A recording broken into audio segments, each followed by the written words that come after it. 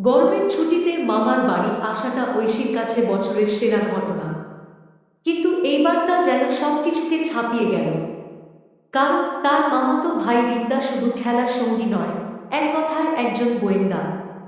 একদিন বিকেলে বাড়ির পুরনো চিলেকোঠার ঘর থেকে দাদুর একটা মরচে পড়া ট্রাঙ্ক নামানো হয়েছিল। রিক্তা সেটার ভেতর থেকে একটা পুরনো ডায়েরি খুঁজে পায়।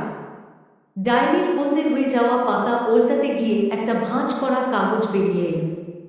সেটা একটা মানচিত্র, আর তার নিচে লেখা এক সাংকেতিক ধাঁধা, যেখানে রয়েছে শিবের ত্রিশূল আর তার পাশেই ভাঙা দেউল।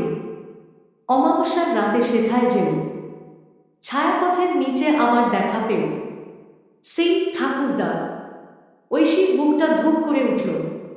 রিক্তার চোখেও জ্বলে উঠল রোমাঞ্চের আগুন। কিন্তু ভাঙা দেউল বা মন্দির তো গ্রামের সবাই চেনে, যেটা বাড়ির পেছনের বাগানেই রয়েছে। কিন্তু সেখানে ত্রিশূল কোথায়? আর অমাবস্যার রাতেরই বাকি রহস্য। দুজনে ঠিক করল আজই রাতের সমাধান করতে হবে, কারণ আজই অমাবস্যা। বিকেল গড়িয়ে সন্ধ্যা নামতে চারপাশটা কেমন থমথমে হয়ে গেল। বাগানের দিক থেকে ঝিঁ ঝিঁ পোকার ডাক আর প্যাঁচার ডাক মিলেমিশে এক রহস্যময় পরিবেশ তৈরি করেছে। বাড়ির বড়রা সবাই ওদেরকে ওই ভাঙা মন্দিরের দিকে যেতে বারণ করে দিয়েছেন। বলেন ওদিকে নাকি ভালো নয়। এই বাধাটা ওদের উৎসাহকে আরও বাড়িয়ে দিল। রাত যখন গভীর, সবাই ঘুমে আচ্ছন্ন, তখন দুই ভাইবোন পা টিপে টিপে ঘর থেকে বেরোল। রিক্তার হাতে একটা টর্চ আর ঐশীর হাতে মানচিত্রটা। বাগানের অন্ধকারে গাছের ছায়াগুলো যেন জীবন্ত হয়ে উঠেছে, ভূতের মতো দুলছে।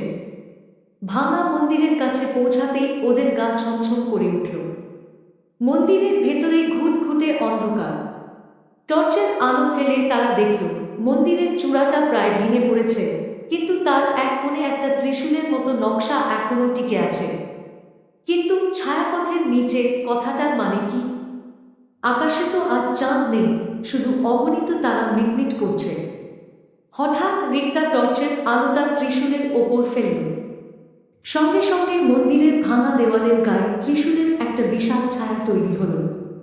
ঐশী উত্তেজনায় চিৎকার করে উঠল, রিক্তা, ছায়া!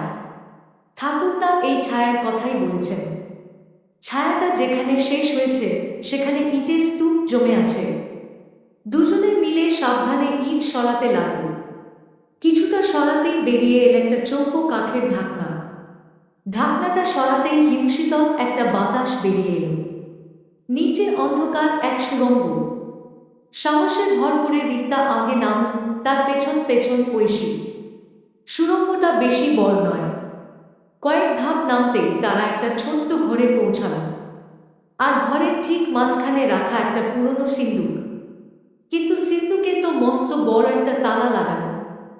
চাবি কোথায়? দুজনেই হতাশ হয়ে গেল। এতদূর এসে সব ভেস্তে যাবে। ঐশী হঠাৎ মানচিত্রটার দিকে আবার তাকাল। সে দেখল মানচিত্রের এক কোণে খুব ছোট করে একটা ফুলের ছবি আঁকা, আর পাশে লেখা, চাবি আছে ফুলের কাছে, যে ফোটে শুধু রাতে। রাতজাগা ফুল। রিক্তা বলে উঠল, গন্ধরাজ।